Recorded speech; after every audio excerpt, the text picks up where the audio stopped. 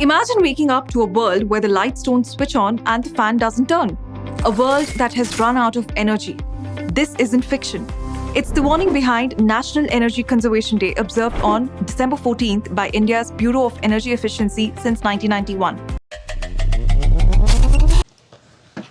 अस्सलाम वालेकुम, जय हिंद। मैं RJ Salim radio Dras 90.4 FM से आप सबका बहुत बहुत वेलकम कर रहे हैं। हम अलग अलग प्रोग्राम के माध्यम से, अलग अलग पॉडकास्ट के माध्यम से आप लोगों के साथ रूबरू रहते हैं।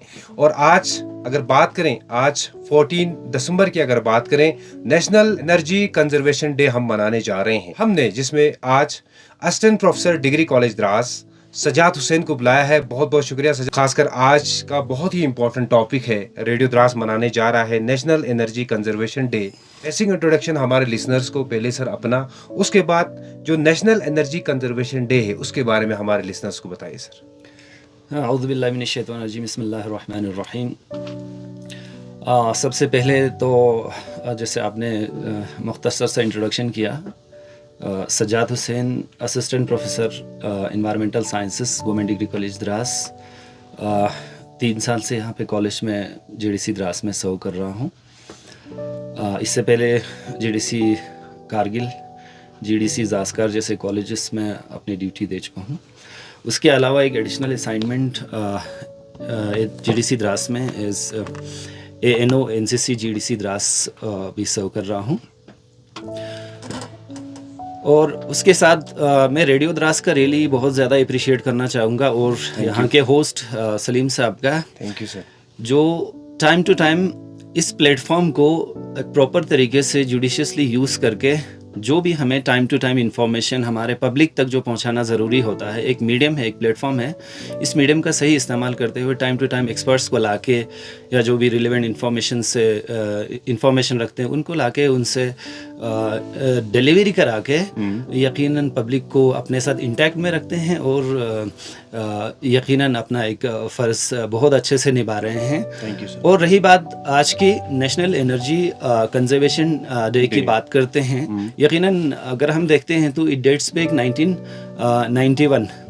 ब्यूरो ऑफ एनर्जी एफिशिएंसी जो ministry of power government of India के अंदर आता है, उसमें पर्पस क्या है सर, किसी भी डे को ऑब्जर्व करने का। यकीनन एक चाइनीज़ प्रोवर्ब है, हम इंग्लिश में हम ऐसे बताते हैं कि चाइनीज़ प्रोवर्ब है सर, जिसमें कहा जाता है if you plan for 1 year plant rice. अगर आप 1 साल के बाद क्या आप रीप करना चाहेंगे तो उसमें आपको राइस कल्टीवेशन के लिए रिकमेंड किया जाता है। If you plan for 10 year, अगर आप 10 साल का सोचेंगे तो ऐसा रिकमेंड किया जाता है, प्लांट ट्रीज कहा जाता है। And if you plan for hundreds and hundreds of years then educate people. Educate people का मतलब फॉर्मल एजुकेशन देना स्कूल में या कॉलेजेस में या दूसरे इंस्टीट्यूशंस में, उसका ये मतलब नहीं है। उसका एक मतलब ये भी है कि आपको अवेयरनेस देना है। अवेयरनेस इन द सेंस लोगों में सेंसिटिविटी लाना है, लोगों में इनकलकेट करना है कि आपका रोल क्या है एनर्जी कंजर्वेशन को लेकर, आप कैसे एनर्जी को यूज़ कर रहे हैं, आपका क्या रोल बनता है। उन सब चीज़ों को एक अवेयरनेस देने के लिए एक डे मनाया जाता है, जिसको हम जो 14 दिसंबर मनाया जाता है, जो डेट्स पे एक मैंने कहा 1991 से आ रहा है।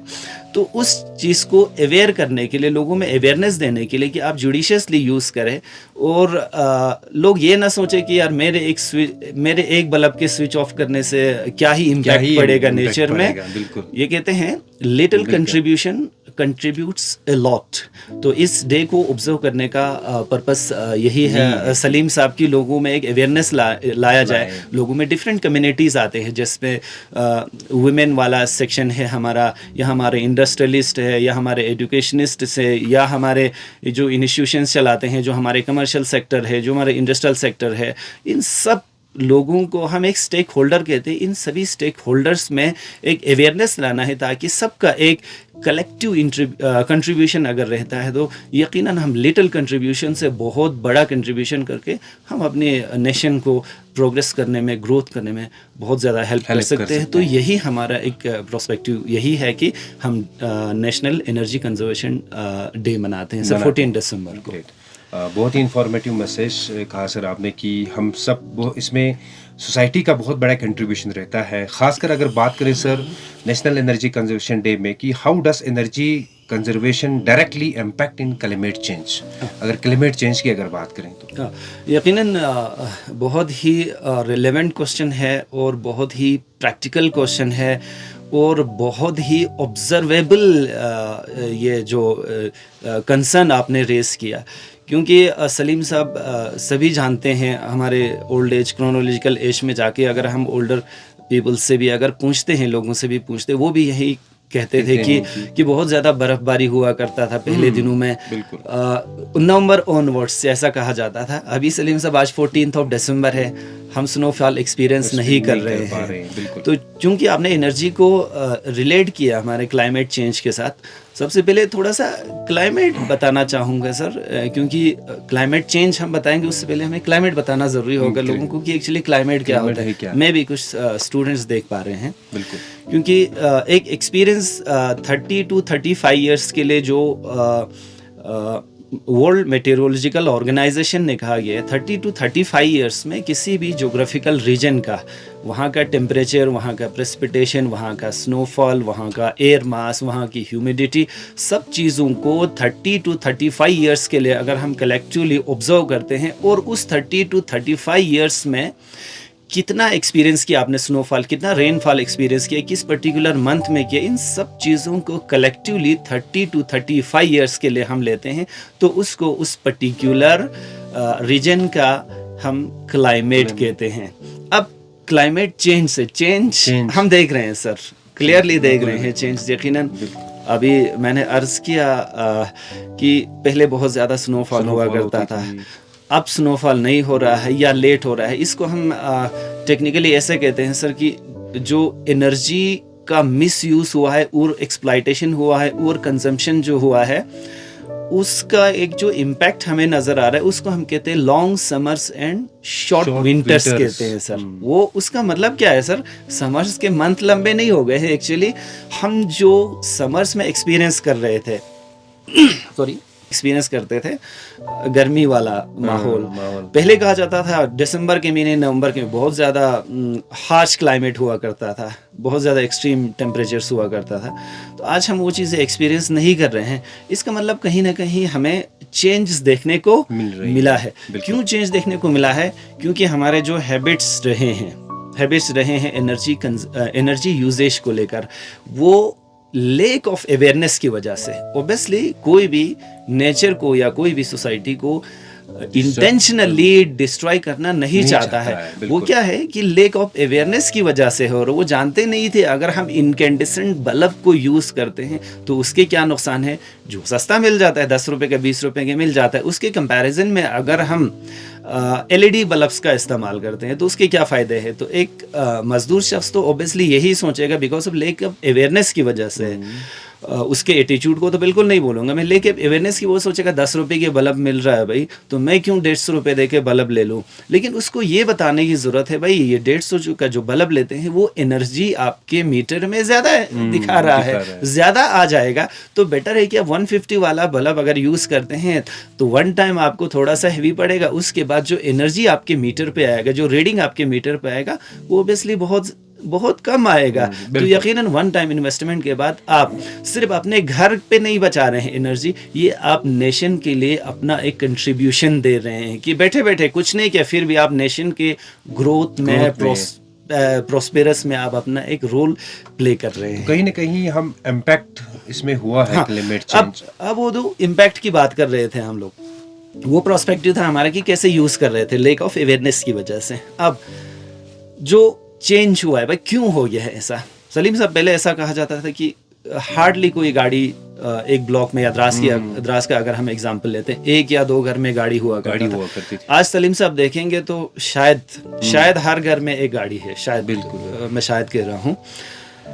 अब वहाँ से जो चीज़ें रिलीज होती है वो कहाँ से निकल के आते हैं, उसको हम कहते हैं सर कन्वेंशनल फ्यूल्स कहते हैं, जिसमें आपके डीजल हो सकते हैं, या अगर आप इंडस्ट्रियल सेक्टर में चले जाएंगे तो वहाँ आप कोल का इस्तेमाल करेंगे, उसके बाद आप डीजल का इस्तेमाल करेंगे, या बाकी फॉसिल फ्यूल्स का इस्तेमाल अगर हम करते हैं बिल्कुल। तो यकीनन फॉसिल फ्यूल बने कहाँ से है, या तो ये प्लांट मटेरियल से बने हैं, बहुत एंशियंट बैक में जाएंगे तो या तो एनिमल मटेरियल से बने हुए, तो ऑब्वियसली उसमें कार्बन है।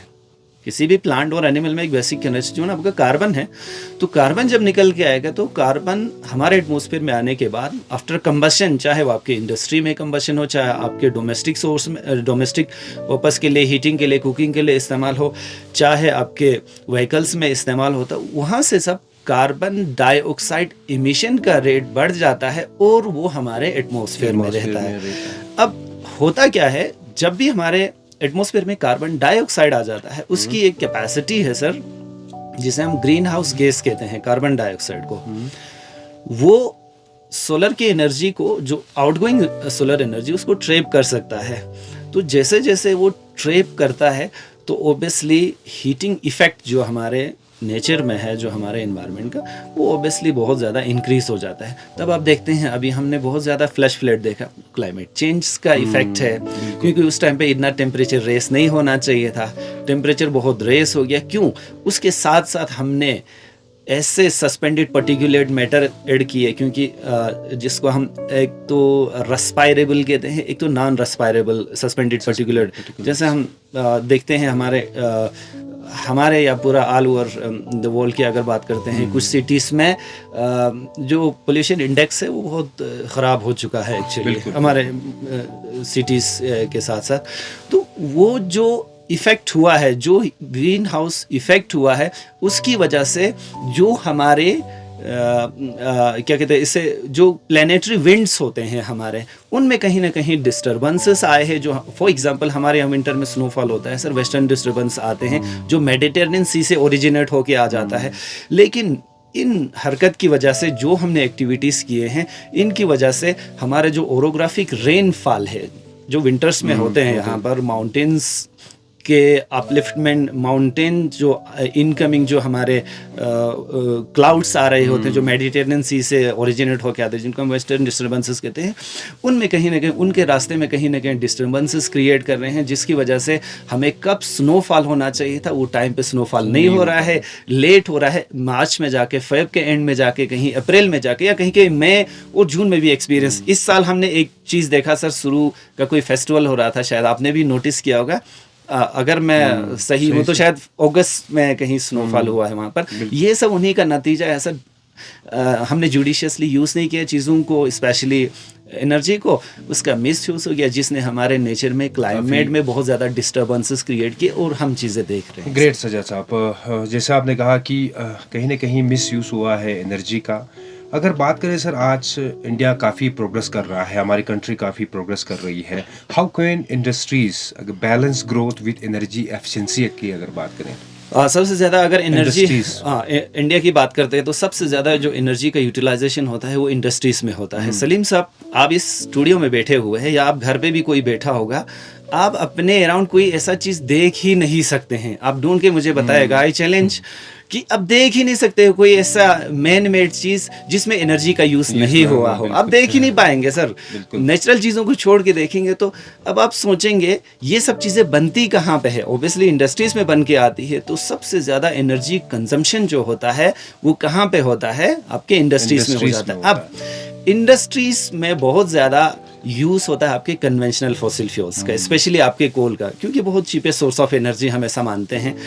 अब इंडस्ट्रीज़ को इनकरेज करने के लिए गवर्नमेंट ऑफ इंडिया या बाकी ऑल ओवर द वर्ल्ड भी ऐसा कहा जाता है, अगर आप इको फ्रेंडली प्रोडक्ट्स बनाते हैं या आप ऐसे एनर्जी का यूज़ करते हैं तो हम आपको टैक्स लेवी करने में थोड़ा सा रिलैक्सेशन दे देंगे, लेवी उस पर कम करेंगे। तो कहने का मतलब है गवर्नमेंट ऑफ इंडिया भी इंडस्ट्रीज़ को स्विच ओवर करने की, वॉलंटरी लेवल पर स्विच ओवर करने की ऐसे एनर्जीज पे जो हमारे एनवायरनमेंट को डैमेज ना करता हो, इस तरह से हम शिफ्टिंग करने की कोशिश कर रहे हैं। उसका बहुत सारा एग्जांपल हम देख सकते हैं सर। डीजल वाले से हम अभी इलेक्ट्रिक व्हीकल्स की तरह शिफ्ट हो रहे हैं, स्विच ओवर हो रहे हैं। तो वो सब इन सब इनिशिएटिव्स का एक्चुअली पार्ट है सर। Great sir. अगर बात करें सर, अगर पॉलिसीज़ की, गवर्नमेंट की इनिशिएटिव्स की, इसी में अगर नेशनल एनर्जी कंजर्वेशन डे में व्हाट मेजर ग्रोथ या initiative support energy conservation in India as well as in Ladakh की अगर बात करें तो? बिल्कुल सर। देखो, इनिशिएटिव्स वैसे इंडिविजुअल पे लेते हैं। For example sir, Ujjwala distribution, LED distribution की अगर हम बात करते हैं, बिल्कुल। हम मामूली से ऐसे कहते हैं यार बल्ब डिस्ट्रीब्यूशन हो रहा है, इससे क्या ही इससे होगा, क्या ही होगा। भाई बहुत कुछ होने जा रहा है। अब आप सोच लो, अगर आप 1 किलोवाट भी फॉर एग्जांपल एक मंथ में एक फैमिली मेंबर या एक बचा लेता है, बिल्कुल। तो यकीनी बात है कि एक गांव में कितने सारे हाउस होल्ड हैं, तो एक डिस्ट्रिक्ट में कितने सारे हाउस होल्ड हैं। अगर एक बल्ब भी आप इनकेंडेसेंट बल्ब को रिप्लेस करके एलईडी का इस्तेमाल करते हैं, तो मल्टीप्लाई करो भाई उसको, कितने नंबर ऑफ हाउस होल्ड हमारे इंडिया में है, कितने नंबर ऑफ हाउस होल्ड हमारे ऑल वर्ल्ड है। तो उन सबको देखेंगे तो यकीनन आपके छोटे से कंट्रीब्यूशन से बहुत बड़ा कंट्रीब्यूशन। एक हमारा उज्ज्वला डिस्ट्रीब्यूशन वाला, एक अभी मुफ्त बिजली वाला एक कॉन्सेप्ट आ रहा है सर, जो मैं कुछ दिन अभी पहले देख रहा था, सीसी साहब भी कहीं एक स्टेज से एक प्रेस कॉन्फ्रेंस के थ्रू बता रहे थे, उसमें भी solar roof topping sir, solar roof topping या तो हमारे पास कम्युनिटी लेवल पे करना होगा तो ग्राउंड माउंटेड हमारे पास सोलर एनर्जी पैनल्स होते हैं सर, वो एक कम्युनिटी को सर्विस करने के लिए। और जो रूफ टॉपिंग है हमारे पास, ये सारे स्कीम्स तो गवर्नमेंट ऑफ इंडिया के। उसके बाद अब लद्दाख की बात करते हैं, एक स्पेशल एक अल्लाह की नियामत ही समझे सर इसे यकीनन, क्योंकि 365 डे में से 300+ डेज लद्दाख में सन्नी डेज होते हैं। उस सन्नी डेज का मतलब है Ladakh has enough potential to produce solar energy sir. और सोलर एनर्जी का सबसे अच्छी बात ये है कि आप इसमें से 0 एमिशन है, इंस्टॉलेशन चार्जेस बहुत कम है, मेंटेनेंस चार्जेस बहुत कम है, और उसके बाद जो एनर्जी प्रोडक्शन है बिल्कुल क्लीन एनर्जी है, कोई भी आप को उसमें कोई पोल्यूटेंट रिलीज होने वाला नहीं है। जिसका एग्जांपल एक सोलर पार्क हमारे लद्दाख में बन रहा है सर, गवर्नमेंट ऑफ इंडिया का इनिशिएटिव है। ओबियसली अगर वो पार्क बन जाता है, बहुत जल्दी एक्सपेक्ट करते हैं कि सारा कुछ एस्टैब्लिश होके सप्लाई करना शुरू कर दे, तो Ladakh will not beggar of electricity but will export of the electricity from the Ladakh. तो हम यहाँ से इलेक्ट्रिसिटी सप्लाई करना शुरू करेंगे। क्यों? ये वाला पोटेंशियल, जो सोलर एनर्जी हार्नेस का पोटेंशियल जो है, वो हमारे लद्दाख में कंपैरेटिवली दूसरे रीजन्स के बहुत ज़्यादा है। ग्रेट, बहुत ही इंफॉर्मेशन मैसेज डॉक्टर सजा साहब आपने कहा। Lastly but not least, what one energy save habit. अब यहाँ पे हैबिट की बात आती है sir. Should every listener start today, and last message क्या रहेगा हमारे लिसनर्स को आपका? ऐसा कहते हैं ना, what you don't put off till tomorrow, what you can do today. भाई कल पे क्यों छोड़ना है भैया, हमें बचपन से टीचर्स बताते थे भाई आज का गम कल पे मत छोड़ो, जो कल करे सो अब करे, अब करे तो आज करे सो अब, ऐसा कोई कोटेशन ऐसा कहा जाता है। अब गवर्नमेंट ऑफ इंडिया तो इतना कर रहा है, हमारा गवर्नमेंट हमारे बारे में इतना सोच रहा है। सिंपल सा एक एग्जांपल में क्या हमें करना चाहिए। बिल्कुल, पहले सलीम साहब आपको भी याद होगा, शायद मुझे तो अच्छे से याद है कि डीजल जनरेटर यहाँ पे यूज हुआ करता था। अब शायद द्रास में कहीं भी डीजल जनरेटर का यूज मेरे हिसाब से तो नहीं होता है। हमारे यहाँ पर सर हाइड्रो पावर एनर्जी है हमारे पास है। घर में भी किसी ने शायद पर्सनली इंस्टॉल किया होगा सोलर एनर्जी। तो सलीम साहब एक ट्रांजिशन जोन तो आया है कि डीजल से, द्रास सेक्टर की अगर बात करें, डीजल से हम सोलर एनर्जी में या हाइड्रो पावर एनर्जी में शिफ्ट तो हो गए हैं। तो इसका मतलब एक ट्रांजिशन तो गवर्नमेंट ने तो अपने लेवल पे किया है। तो what we are doing, what we are suppose to do, actually हमको क्या करना चाहिए? ठीक है भाई, गवर्नमेंट कर रहा है, गवर्नमेंट कौन है भाई?